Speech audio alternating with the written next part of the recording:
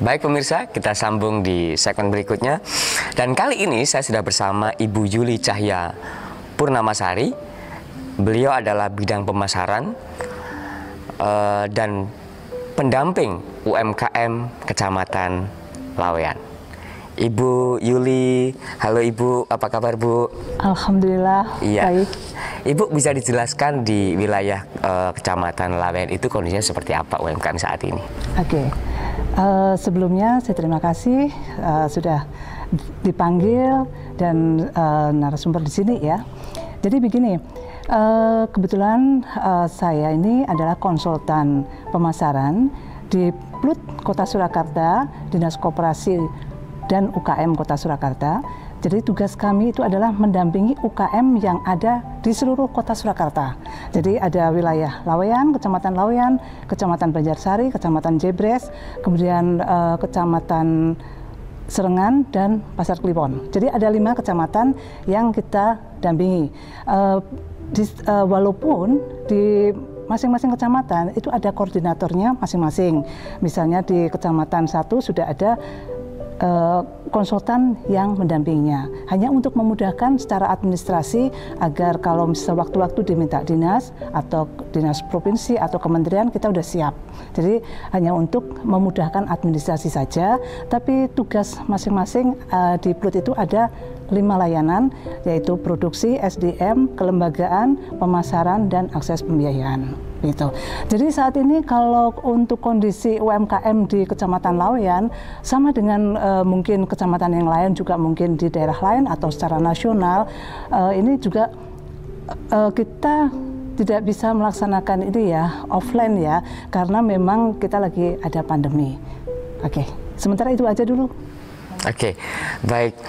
Kalau di bidang pemasaran strateginya seperti apa Bu? Mungkin sebelum pandemi dengan saat era adaptasi kebiasaan baru saat ini.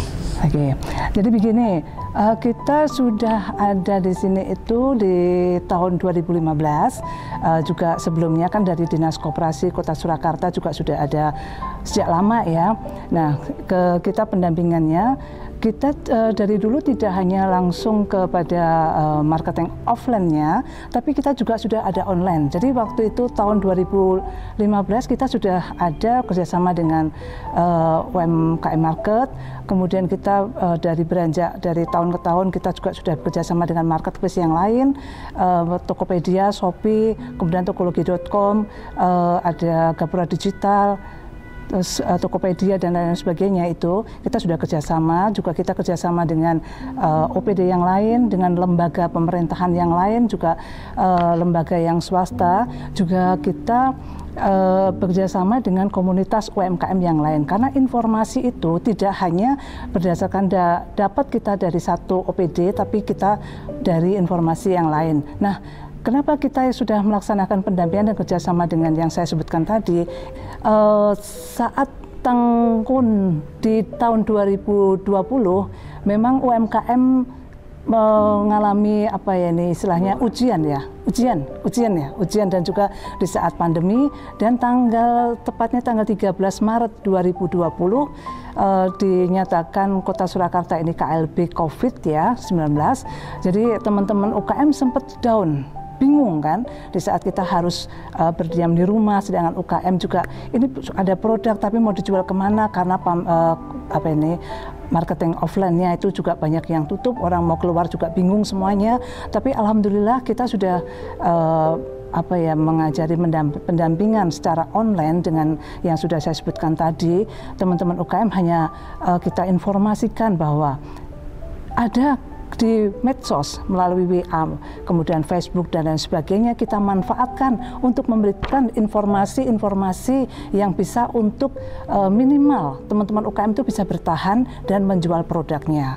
Jadi dari bulan-bulan itu, kemudian di bulan Juni ya kita sudah mulai bisa ada apa istilahnya era baru ya, kebiasaan baru. Nah dari situ teman-teman UKM ini bisa istilahnya apa kalau agak orang Jawa itu bernafas apa lega ya? gitu ya. Nafas lega ya, nafas lega. Kemudian kita juga dari kementerian, koperasi, terus kementerian yang lain, dinas-dinas yang lain juga, yang pasti dinas koperasi Provinsi Jawa Tengah, dinas koperasi dan UKM Kota Surakarta tidak tinggal diam aja, juga kementerian koperasi tadi juga tinggal diam, langsung membuat acara Zoom dan webinar itu. Ini kita kerjasama dengan Blibli, dengan marketplace yang lain, dan alhamdulillah teman-teman UKM ini bisa menerapkan untuk penjualan secara online. Jadi itu salah satu strateginya. Kemudian kita juga memberikan strategi itu strategi marketing ya.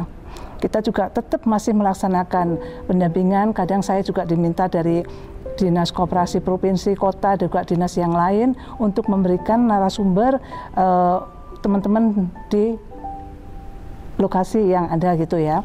Disitulah saya kadang selalu membuat materi itu strategi menjadi marketing yang handal.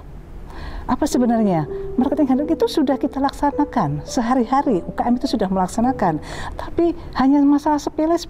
Nah itu kita bahas, dan alhamdulillah satu demi satu akhirnya menyadari, oh iya ya ternyata hanya sepele gitu aja bisa mengangkat. Contohnya aja testimoni. Kadang testimoni itu tolong di screenshot, gitu. Nah dari testimoni itu dikumpulkan jadi satu, langsung share di Instagram. Dari itulah nanti ada pembeli, calon pembeli, konsumen yang tadinya tidak tahu dan ini akan tahu, oh ternyata produknya memang bagus, oh ternyata produk ini. Nah itu bisa menambah omset. Nah itu salah satunya ya. Jadi menjadi marketing handal itu saya ada materi, ada 8 item. Kemudian saya juga memberikan materi juga menentukan calon target pasar. Target pasar, ya, ini penting sekali di bidang pemasaran ya Bu ya. Ya. Baik. Nah dari situ otomatis kita arahkan juga teman-teman. Jadi jangan asal jualan aja, apalagi misalnya nih ini dampingan, salah satu dampingan kita ya, Mbak Alinda. Mbak Alinda membuat masker ini pasti kan sudah ada pemikiran, pasti ada calon pembelinya. Nggak mungkin kalau dia bikin ini nggak ada calon pembelinya, terus mau dijual kemana gitu. Nah itu salah satunya kita memberikan pendampingan ke teman-teman, bikinlah produk yang ada pembelinya. Gitu. Di samping ini Pak, kita tidak bisa saya jalan sendiri sebagai konsultan pemasaran, tapi tetap kita bekerja sama dengan 5 layanan yang tadi ya, salah satunya pemasaran. Jadi dengan konsultan-konsultan yang ada di Plut itu kita tetap bersatu, karena kalau tidak ada dari SDM, nanti ada pelatihan branding dan lain sebagainya, kemudian kelembagaan dan perizinan, kemudian dari pembiayaan. Soalnya apa, nanti dari teman-teman ini kalau sudah banyak laku pasti akan butuh dana gitu. Yeah. Nah kita bisa linkkan ke dinas atau PT atau lembaga yang lain yang berhubungan dengan pembiayaan. Juga di bidang produksi.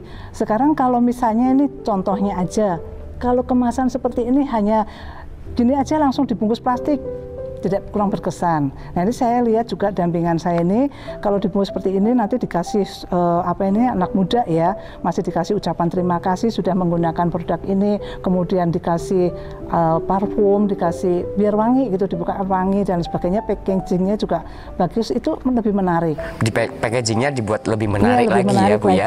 Ini nanti kalau sampai ke pembeli, konsumen itu masih ada packing yang lain gitu. Tergantung nanti yang dipesan apa, mungkin kalau baju ini mungkin ada packingnya sendiri dan lain sebagainya. Nah itulah, jadi tidak bisa saya teman-teman UKM itu bisa maju kalau hanya ikut di pendampingan pemasaran aja, tapi kelima layanan itu saling bersinergi ya Bu ya, saling dibutuhkan, karena dalam unsur itu dalam pemasaran juga butuh SDM, butuh pembiayaan, kemudian produksi dan kelembagaan. Ya.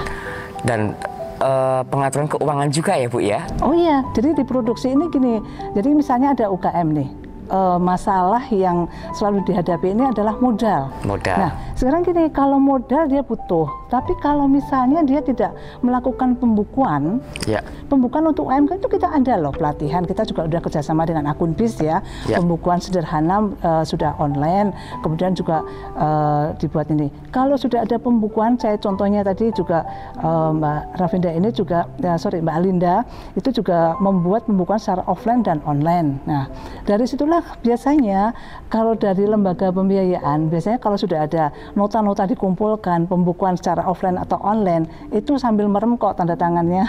Langsung ya? Langsung ya, butuhnya berapa gitu kan. Nah, seperti itu gitu. Ya, kemudian untuk di tahun ini kita sudah menginjak di tahun 2021. Nah, di strategi pemasaran, ini apa yang akan diterapkan? Oke, karena dari 2020 prediksinya ya sampai 2021 kayaknya kita masih pandemi nih. Ya, tapi doa kita semoga ada keajaiban ya, ada mujizat dari Allah. Semoga segera berakhir, apalagi nanti sebentar lagi juga kita akan ada vaksin, otomatis minimal berkurang gitu. Tapi tetap memberikan semangat kepada teman-teman UKM agar tidak hanya bertahan aja, tapi semakin maju dan ada pemasukan. Karena bagaimanapun juga teman-teman UKM itu juga manusia. Pasti perut itu juga menuntut, ya kan, untuk biaya sekolah, biaya dan lain-lain sebagainya, untuk kuliah, ya itu perlu biaya gitu. Jadi tetap kita memberikan nanti pendampingan, ya sama, tugasnya sama, tapi akan kita tekankan kepada inovasi-inovasi yang lain. Misalnya ini seperti dari Mbak Alinda ini, saya tanya, kalau seperti ini banyak kompetitor, ini sebagai contoh aja lah.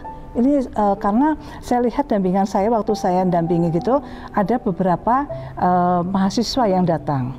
Ya katanya apa namanya mau belajar terus bikin apa gitu. Akhirnya mereka langsung Mbak Linda, buatan saya kok seperti ini, kok tidak bisa menyatu warnanya gini-gini. Berarti kan ada teknik-teknik khusus yang harusnya dia menguasai, tapi mungkin ada teknik yang disembunyikan sama owner ya. Jadi saya sendiri juga kurang mengerti. Nah, ini sebagai contoh. Nah, saya tanya, kalau seperti ini nanti otomatis dari yang sudah berbagi itu kan juga memang saya selalu mengarahkan ke teman-teman dampingan saya, tolong jangan pelit, berbagilah, karena rezeki itu sudah ada yang mengatur gitu. Pasti nanti rezeki akan terus nanti ngalir, itu percaya gitu aja. Nah, itu pasti ada kompetitor. Ini nanti bisa harganya mungkin bersaing, tapi kalau saya lihat dampingan saya ini, contohnya ini memang harganya harga reseller. Jadi sudah hampir bisa 50% harganya dinaikkan. Kalau masker seperti ini biasa dijual eceran berapa, Mbak Linda? Kalau saya menjual itu harga 8.000. Harga 8.000 ya? Yang kain. Baik. Ya? Untuk reseller pasti ada beda lagi ya? Udah, itu harga reseller. Harga reseller? 8.000. Oke, baik. Mungkin kalau nanti di maklum lagi ya nggak tahu saya. Baik, oke. Mbak Alinda dari pelaku UKM-nya, itu harapannya seperti apa nantinya? Untuk harapan dari saya, untuk saat ini kita akan sebagai startup, sebagai anak muda nih ya, yang di masa eranya ke depan akan bisa maju, jangan takut untuk berusaha dan bisa untuk maju lagi. Baik, kalau dari Ibu Maya, silahkan Bu Maya. Ya, kalau saya sih harapan saya, ini kebetulan yang dampingan kami ini kaum milenial ya. Ini juga teman-teman gak usah takut, gak usah malu untuk berusaha, karena biasanya beberapa dari teman-teman UKM itu kalau ditanya usaha apa, dia jawabnya sekarang nggak boleh lihat bawah, tapi langsung ayo tegak. Itu saya ajarkan juga, tegak dan akuilah, ini loh saya pengusaha membuat saya nih percaya diri. Bangga menjadi UMKM ya Bu ya? Iya, bangga, dan saya memang buat ini, saya bikin keripik, saya bikin ini. Itu salah satunya. Kemudian harapan saya, kita sudah mendampingi teman-teman UKM, ada saya satu nih, sukses sendiri itu sudah biasa. Tapi kalau sukses bersama-sama itu luar biasa. Luar biasa, ini keren sekali kalimatnya. Baik, Mbak Alinda, bagi pemirsa yang belum ikut serta dalam plot ini tadi, bisa sharing Mbak? Nah, untuk teman-teman atau kawan-kawan UKM nih yang baru belajar atau startup, yuk bisa gabung di Plot UKM Kota Surakarta, biar di sini kita juga tambah ilmu, kita berbagai ilmu dan kita banyak wawasan lah, biar menjadi tambah ilmiah.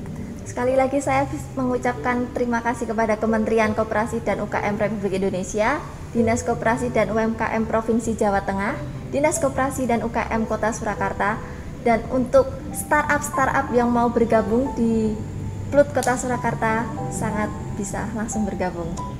Baik, terima kasih Mbak Linda. Baik pemirsa, tidak terasa perjumpaan kita sudah di batas waktunya, dan kita ketemu di episode berikutnya.